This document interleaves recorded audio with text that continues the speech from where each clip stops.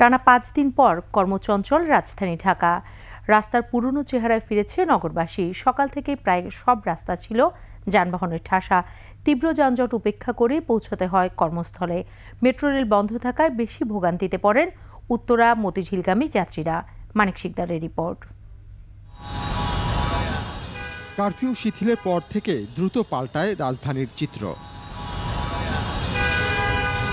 কর্মজীবীরা স্ব কর্মস্থলে যেতে বের হন সকাল থেকেই। অনেক কষ্ট করে আসছি, কিছু দূর রিক্সায় আসছি, কিছু দূর লেগুনে আসছি, এখন অল্প একটু বাসে আসলাম।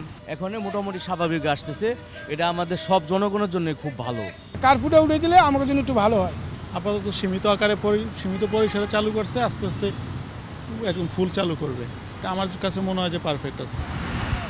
বেলা বাড়ার সাথে সাথে গণপরিবহন কম থাকা এবং তীব্র যানজটে বিপাকে পড়েন অফিসগামী যাত্রীরা।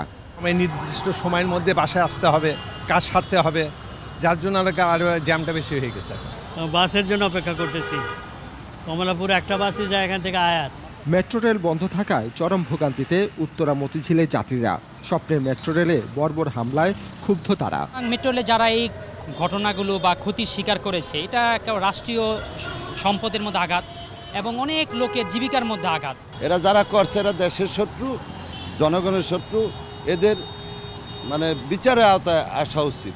গাবতলী, সায়েদাবাদ ও মহাখালী বাস টার্মিনালে যাত্রীর ভিড় থাকলেও দূরপাল্লার গাড়ি চলেছে কম।